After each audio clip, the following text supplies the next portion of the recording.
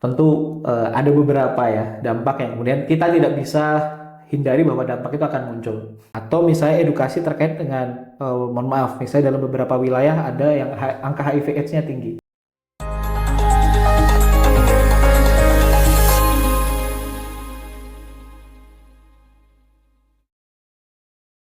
Kalau begitu, apa sih Mas Unggul contoh konkret ya? Contoh konkret dampak positif dan negatif industri tambang terhadap komunitas nih, terhadap komunitas lokal dan lingkungan. Ya, saya melihat dalam beberapa program misalnya ada yang sangat fokus pada kearifan lokal. Jadi mereka dalam proses pemberdayaan masyarakatnya itu sangat menekankan pada hal yang berkaitan dengan kearifan lokal. Nah, bagaimana ini bisa ditemukan? Salah satu tahapannya sebetulnya adalah biasanya pada fase awal itu dilakukan yang namanya social and stakeholder mapping. Jadi ini satu metode yang dilakukan untuk bisa melihat sebagai baseline nih bahwa aktivitas operasional kita ini siapa saja yang kemudian terdampak, key stakeholdernya siapa saja, dan potensial partner yang itu menjadi penggerak pada masyarakat itu siapa saja. Itu tercapture dalam social and stakeholder mapping dari sisi sosial ya. Kemudian dari sisi lingkungan tentu proses AMDAL dan lain sebagainya juga dilakukan. Nah, dari situ biasanya akhirnya memunculkan satu spesifik isu tertentu dalam konteks pemberdayaan. Ada yang fokus misalnya pada bagaimana penguatan livelihood-nya dengan program-program pemberdayaan ekonomi berbasis kearifan lokal, apakah itu pertanian, apakah itu pariwisata, dan lain sebagainya gitu ya. Ada juga yang berfokus pada penyelesaian isu-isu sosial, karena biasanya di wilayah sekitar tambang, karena begitu banyak pendatang yang masuk ya, bagaimana kemudian di situ sangat merubah kehidupan masyarakat. Nah, muncul tuh biasanya beberapa permasalahan sosial yang ada di sekitar wilayah tambang. Ada juga yang melakukan intervensi terhadap bidang-bidang tersebut gitu. Jadi ini sangat bergantung pada sebetulnya bagi yang sudah melakukan adalah social and stakeholder mapping pada wilayah sekitar operasional tambang. Begitu.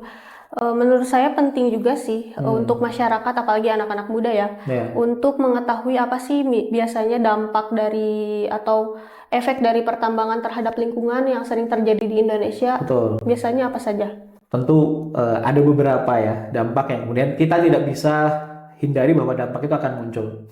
Misalnya terhadap lingkungan tentu karena ini aktivitas eksplorasi pasti akan ada dampak dari sisi lingkungan. Maka biasanya kan dalam kegiatan rehabilitasi ataupun dalam kegiatan pasca tambangan pasti ada juga pemulihan, aktivitas pemulihan dari sisi lingkungan yang kemudian harus dilakukan, dan itu mandat daripada regulasi. Nah, di sisi yang lain juga dari sisi sosial, tadi saya sudah sampaikan bahwa banyak sekali akhirnya penduduk yang berdatangan ya dari berbagai macam daerah. Banyak beberapa lokasi itu yang tidak siap dengan berubahnya kondisi atau landscape kewilayahan yang mungkin sebelumnya pertanian tapi kemudian harus ada aktivitas tambang, dan itu perlu mitigasi resiko yang harus dipikirkan dalam konteks sosial dan lingkungan dari sisi pertambangan.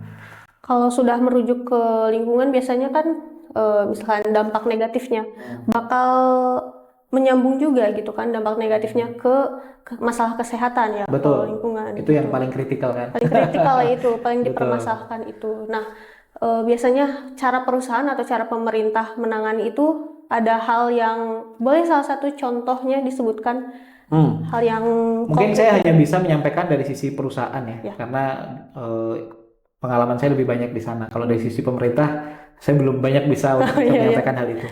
Misalnya satu sisi angka TBC-nya tinggi misalnya, ya intervensinya pada TBC, atau misalnya edukasi terkait dengan, mohon maaf, misalnya dalam beberapa wilayah ada yang angka HIV/AIDS-nya tinggi, sehingga intervensi programnya juga terkait dengan edukasi dan prevensi terhadap adanya potensi resiko itu.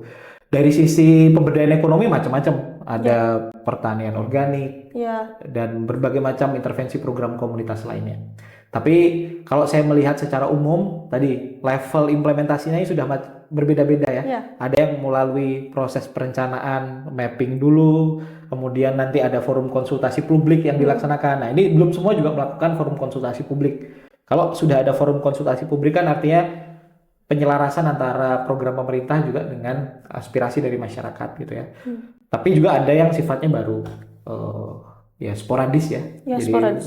respon terhadap satu resiko saja gitu. Melihat hal tersebut gitu ya, sejauh mana sih pemerintah dalam pengawasan ya, seketat mana pengawasan pemerintah dalam memastikan si perusahaan tambang tersebut benar-benar mematuhi ESG? Kalau bicara ESG sebetulnya dia lebih kepada tadi ya penilaian investor sebetulnya. Ya. Jadi kalau itu mungkin harus dicek pada strategic plan dari sisi perusahaan, apakah sudah mengarah misalnya pada implementasi ESG secara utuh. Karena kalau kita bicara ESG ini kan bicara bagaimana program tanggung jawab sosial dan lingkungan juga punya nilai tambah terhadap perusahaan. Dan itu biasanya, makanya sekarang kenapa perusahaan itu visi misinya banyak mencantumkan sustainability, sustainable, karena memang ini harus di-embed di dalam strategic plan dari perusahaan. Sehingga menjalankan tanggung jawab sosial dan lingkungan ini bukan hanya soal kewajiban, tapi juga ini soal bagaimana meningkatkan nilai tambah dari perusahaan. Nah, kalau dari sisi pemerintah saya kurang bisa menyampaikan karena tidak ada pengalaman saya yang relevan terkait dengan itu, tapi saya melihat pengawasan dilakukan, tapi pada level implementatif menurut saya edukasi berkaitan dengan bagaimana pelaksanaan tanggung jawab sosial dan lingkungan itu dilakukan secara profesional, kemudian juga sesuai dengan kaidah-kaidah yang berlaku, itu menurut saya satu edukasi yang harus terus-menerus kita lakukan.